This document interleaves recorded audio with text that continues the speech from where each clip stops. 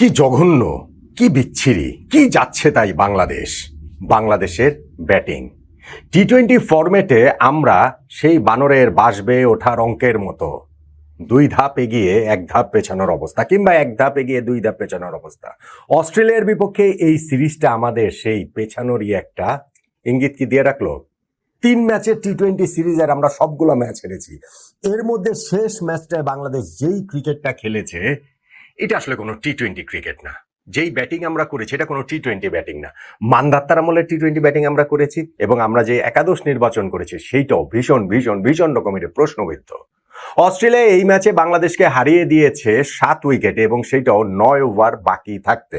আমরা যে 109 রান করেছিলাম, অস্ট্রেলিয়া যেভাবে ব্যাটিং করছিল সেইটা আসলে একটা ছেলে খেলা হয়ে গিয়েছিল, এবং সেইটা বাংলাদেশের জন্য নিঃসন্দেহে এম্বারেসিং। ওয়ানডে সিরিজে অস্ট্রেলিয়ার বিপক্ষে আমাদের জয়, 21 বছর পর ওয়ানডে ফরম্যাটে অস্ট্রেলিয়াকে হারানো, তারপর প্রথমবারের মতো তাদের বিপক্ষে জিতে পুরো দলটার কনফিডেন্স যেখানে অন্য লেভেলে থাকার কথা, সেইখানে টি-20 সিরিজে আমরা ভীষণ মেরমেরে ভীষণ নড়বড়ে এক বাংলাদেশকে দেখতে পেলাম।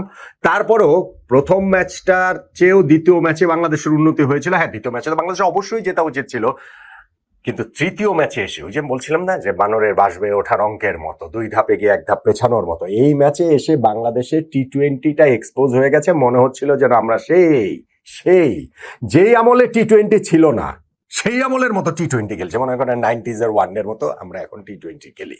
তাহলে কি আসলে হবে বলেন তো দেখি।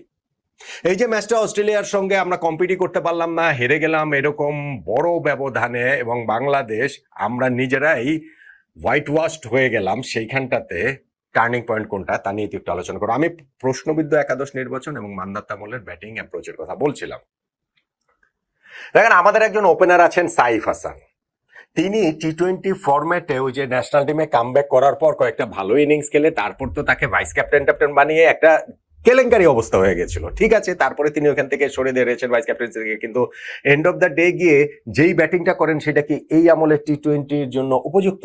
আজকেও যেমন তিনি 9 বলে 1 রান করেছেন, টি-20 ফরম্যাটে একজন ওপেনার 9 বলে 1 রান করেন, এটা আসলে বিস্ময়কর বললেও কম বলা হয়। আর আমরা সেই পর্যন্ত কি সবকিছু দেখে ফেলেছি ভেবেছিলাম? না, কারণ সেই সাইফকেও ছাড়িয়ে গিয়েছেন পারভেজ হোসেন ইমন, যার ব্যাটিং অ্যাপ্রোচ আবার কিন্তু সাইফের মতো না। মানে সাইফের আজকের ইনিংসটা ব্যতিক্রম না, কোনো দিন তিনি হয়তো একটু ভালো খেলে ফেলেন, কিন্তু তিনি এইভাবেই খেলেন। কিন্তু পারভেজ ইমন তো বিধ্বংসী ব্যাটসম্যান, তিনি আজকে 13 বল খেলে 1 রান করলেন। ভাই, টপ অর্ডারের 3 জনের মধ্যে এক ওপেনার এবং নাম্বার 3, একজন 9 বলে 1 রান করেন, একজন 13 বলে 1 রান করেন, এবং সেইটা টসে জিতে ব্যাটিং নেবার পরে, এবং উইকেটে যে এমন কোনো জুজু আছে বিষয়টা সেটা না। তো বাংলাদেশের পরের ম্যাচে কোথায় থাকবে, কিভাবে থাকবে, কোন ওয়েতে থাকবে? আমরা তো ভাই মেন্টালি হেরে গেছি। আমরা তো এই জায়গায় আমরা অ্যাপ্রোচের জায়গাটাতেই হেরে গিয়েছিলাম।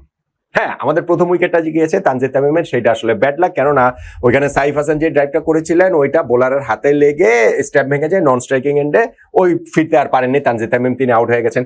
অবশ্যই তার আরো সতর্ক হওয়া উচিত ছিল, কিন্তু ঠিক আছে, আমি বুঝলাম এটা একটু দুর্ভাগা। কিন্তু এরপরে সাইফ এবং পারভেজ ইমন যে প্যাথেটিক ব্যাটিং করেছেন, এইটা আসলে দেখার জন্য তো পীড়াদায়ক বটেই, এটা আসলে বিব্রতকর 2026 সালে এসে এই 9 বলে 1, 13 বলে 1 রানের ইনিংস দেখা টপ অর্ডারের কাছ থেকে টি-20 ফরম্যাটে। 5 ওভার শেষে বাংলাদেশের স্কোর 3 উইকেটে 11 রান। টস জিতে আমরা আগে ব্যাটিং নিয়েছি, এরপরে আর আমাদের ব্যাটিং এর কি বাকি থাকে, এরপরে আর আমাদের অ্যাপ্রোচ নিয়ে বিষয়টা কি বাকি থাকে, আপনি আমাকে একটু বলেন তো দেখি। আমরা ধুকতে 109 রান পর্যন্ত করেছি, যেইখানটাতে আমাদের স্ট্যান্ডিং ক্যাপ্টেন যে তাওহিদ হৃদয় 51 বলে 61 রান, মানে মোর দেন 50% রান দলে তো তিনিই করেছেন, বাকি সবাই মিলে আমরা 20টা ওভার ব্যাটিং করে মাত্র 109 রান তুলতে পেরেছি। আমাদের ওই যে শুরুতে 3 জনের ব্যর্থতার কথা বলছিলাম, তারপর নুরুল হাসান সোহান 6 রান করেছেন, শামীম পাটোয়ারি 0 করেছেন। সো এরপরের দিকে আর কেউই আমাদের সেই তাওহিদ হৃদয়কে সঙ্গ দিতে পারেন না। আমি একাদশ নির্বাচনে যে কথাটা বলছিলাম সেটা হচ্ছে, বাংলাদেশ আজকের ম্যাচে 11-এ 3টা চেঞ্জ নিয়ে খেলেছে, এবং আব্দুল গাফফার সাকলাইনকে বাদ দিয়েছে। খুবই পপুলার ডিসিশন, বাদ তো দিবে না কেন? আগের ম্যাচে সাকলাইন আমাদেরকে হারিয়ে দিয়েছে, একটা ছেলে দ্বিতীয় মাত্র ম্যাচ খেলতে নেমেছে, কিন্তু তার উপরে সকল দায়টাই দিয়ে দেওয়া হলো, সোশ্যাল মিডিয়াতে তাকে ধুয়ে দেওয়া হলো, ফলে টিম ম্যানেজমেন্টও সেই পথে হেঁটে তাকে আসলে বাদ দিয়ে দিল। টিম ম্যানেজমেন্টকে তো এখন কি করবো, বাংলাদেশ তো এইভাবেই চলে, বাংলাদেশ ক্রিকেট টিমও এইভাবেই চলে। খুবই আনফেয়ার হয়েছে আমি মনে করি। এটা আব্দুল গাফফার সাকলায়েনকে ব্যাক করা হয়নি। হ্যাঁ, টিম ম্যানেজমেন্ট যদি সিরিজের শুরুতে ভাবনা জায়গায় এরকম থাকে যে না আমরা 2 ম্যাচ খেলিয়ে তাকে ড্রপ করব, থার্ড ম্যাচে আমরা বসিয়ে রাখবো, তাহলে আমার কোনো কথা নাই। কিন্তু যদি এটা থাকে যে না সেকেন্ড ম্যাচটাতে সোশ্যাল মিডিয়া তার উপরে ঝাঁপিয়ে পড়েছে বলে তাকে বাদ দিয়েছি, তাহলে ভাই আমার সিরিয়াস আপত্তি আছে। আচ্ছা যাই হোক, ঠিক আছে, ওইখানটাতে মুস্তাফিজকে রেস্ট দেওয়া হয়েছে, সাকলায়েনকে তো রেস্ট বলা যাবে না, বাদ দেওয়া হয়েছে। এখানে 2 পেসার তাসকিন এবং শরীফুলকে নেওয়া হয়েছে, এইটা একটা পার্ট। আর আরেকটা হচ্ছে কি সৌম্য সরকারকে একাদশ থেকে বাদ দিয়ে সেখানে নেওয়া হয়েছে নুরুল হাসান সোহানকে। সৌম্য সরকারকে বাদ দিয়ে সোহান, মানে একজন টপ অর্ডারকে বাদ দিয়ে আপনি একজন লোয়ার অর্ডার ব্যাটসম্যানকে একাদশে ইনক্লুড করলেন, কি বুঝে? হিসাবটা আসলে কি? এবং সেই হিসাবের জায়গাটাতে নুরুল হাসান সোহান 5 নম্বরে ব্যাটিং করছেন। ভাই, যেই দলের ব্যাটিং অর্ডারে নুরুল হাসান সোহান নাম্বার 5-এ ব্যাটিং করেন, সেই দলের ব্যাটিং নিয়ে সিরিয়াস প্রবলেম আছে, সিরিয়াস প্রবলেম আছে। সোহান আর শামিম তারা হচ্ছে নাম্বার 6-7 এর ব্যাটসম্যান। আপনি যদি নাম্বার 5-এ তাদেরকে ব্যাটিং করান, আমাদের ব্যাটিংটা কতটা লাইট হয়ে যায় সেটা কি আসলে আমাদের টিম ম্যানেজমেন্ট বুঝতে পারে না?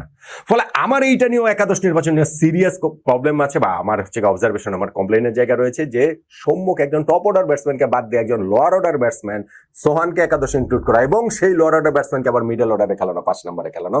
আমরা বোধহয় মাঠে নামার আগেই এই বাইরের গেমটাতেই অনেকখানি পিছিয়ে পড়েছিলাম। আর ব্যাটিং অ্যাপ্রোচের কথা তো বললাম, একাদশ নির্বাচনের ব্যাটিং অ্যাপ্রোচ, সেখানটাতে আমরা যখন 109 রান করেছি, এরপরে আর এই ম্যাচ বাংলাদেশ জিতবে যে তার ন্যূনতম সম্ভাবনা তৈরি করবে, এই ভাবনাটাই আসলে পাগলামি। চিটাগাং এর যে উইকেটে খেলা হয়েছে, সেই উইকেট যে একেবারে ওই যে মিরপুরে আমরা যে উইকেটে খেলতাম, অস্ট্রেলিয়ার বিপক্ষে আমরা একটা সিরিজ কিন্তু 2021 সালে 4-1 ব্যবধানে জিতেছিলাম। তারপরে এই প্রথম আমরা টি-20 সিরিজ খেললাম, অস্ট্রেলিয়া ভালো একটা প্রতিশোধ নিল, ভালো উইকেটে ভালো ক্রিকেট খেলে তারা আমাদেরকে বিপক্ষে প্রতিশোধ। অবশ্য অস্ট্রেলিয়ানরা বাংলাদেশের বিপক্ষে জিতে সেইটাকে প্রতিশোধ হিসেবে দেখবে বিষয়টা, তা হয়তো না তাদের পার্সপেক্টিভ থেকে, কিন্তু বাংলাদেশের জন্য আসলে এই এখন আমাদের ওই সোল সার্চিংটা প্রয়োজন অনেক বেশি করে এই টি-20 সিরিজে, স্পেশালি লাস্ট ম্যাচে আমাদের পারফরমেন্স। হ্যাঁ, আমাদের ক্যাপ্টেন লিটন কুমার দাস পুরো সিরিজটা মিস করেছেন, এইটা বাংলাদেশের জন্য একটা বিরাট বড় সেটব্যাক। কিন্তু তারপরও 3টা ম্যাচে বাংলাদেশের পারফরমেন্স, স্পেশালি লাস্ট ম্যাচে বাংলাদেশের এইভাবে মানে অসহায় আত্মসমর্পণটা কোনোভাবেই অ্যাকসেপ্টেবল না। আমি বোলার ফিল্ডারদের কথা ওরকম বলবো না কেন, 109 রান ডিফেন্ড করা এই উইকেটে এই অস্ট্রেলিয়ার বিপক্ষে নেক্সট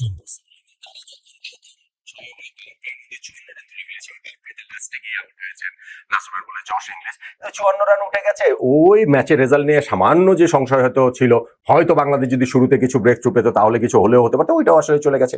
মিচ মার্শ এরপরে আউট হয়েছেন শরীফুলের বলে, কিন্তু ততক্ষণে তিনি 28 বলে 60 রানের একটা ইনিংস খেলে ফেলেছেন এবং বাংলাদেশের বোলিং নিয়ে মোটামুটি আর কি ছেলে খেলাই করেছেন, এবং সেই জায়গাটাতে তিনি শেষ পর্যন্ত থাকতে পারেনি। পার্সোনাল জায়গা থেকে তার হয়তো একটুখানি আক্ষেপ থাকতে পারে, কিন্তু অস্ট্রেলিয়ানরা এইসব খুব একটা গোনায় টোনায় ধরে না। ম্যাচটা কত তাড়াতাড়ি তারা শেষ করবে, কত স্বচ্ছন্দে তারা জিতবে, প্রতিপক্ষকে কিভাবে ঘুরিয়ে দিবে, সেইটাই আসলে তাদের ধ্যান জ্ঞান থাকে। এখানে পার্সোনাল অ্যাচিভমেন্ট অস্ট্রেলিয়ানদের কাছে খুবই গৌণ, ওয়ার্ল্ড ক্রিকেটে মোটামুটি সবার কাছেই গৌণ, বাংলাদেশেরটা অবশ্য আমি অত শিওর না। যাই হোক, তারপর কুপার কর্নেলের একটা উইকেট আমরা পেয়েছি, কিন্তু তার সত্ত্বেও 11 ওভারের মধ্যেই অস্ট্রেলিয়া তাদের জয়টা নিশ্চিত করে ফেলেছে 7 উইকেট হাতে রেখে। তাহলে আজকের এই তৃতীয় টি-20 ম্যাচে বাংলাদেশ যে এইভাবে আমরা হেরে গেলাম অস্ট্রেলিয়ার কাছে, সেখানটাতে টার্নিং পয়েন্ট কোনটা? আমি বলছিলাম যে 2টা জায়গা আমার কাছে খুবই আসলে মনে হয় টার্নিং পয়েন্টের দাবিদার, কোয়েশ্চেনেবল। সেটা হচ্ছে গিয়ে প্রথমত আমাদের একাদশ নির্বাচন। আমরা যে একাদশটা নির্বাচন করেছি, আব্দুল গাফফার সাকলায়েনকে আমরা আমার ধারণা সোশ্যাল মিডিয়ার প্রেসারে বাদ দিয়েছি, এইটা আমার একটা কোয়েশ্চেনের জায়গা। সম্মুখে বাদ দিয়ে সোহানকে ইনক্লুড করাটা বিগ কোয়েশ্চেন মার্ক আমার কাছে। সো 11-এর এজেন্ট মুস্তাফিজ কেন রেস দিয়েছেন, এইটা আমার একটা বিষয় টার্নিং পয়েন্টের।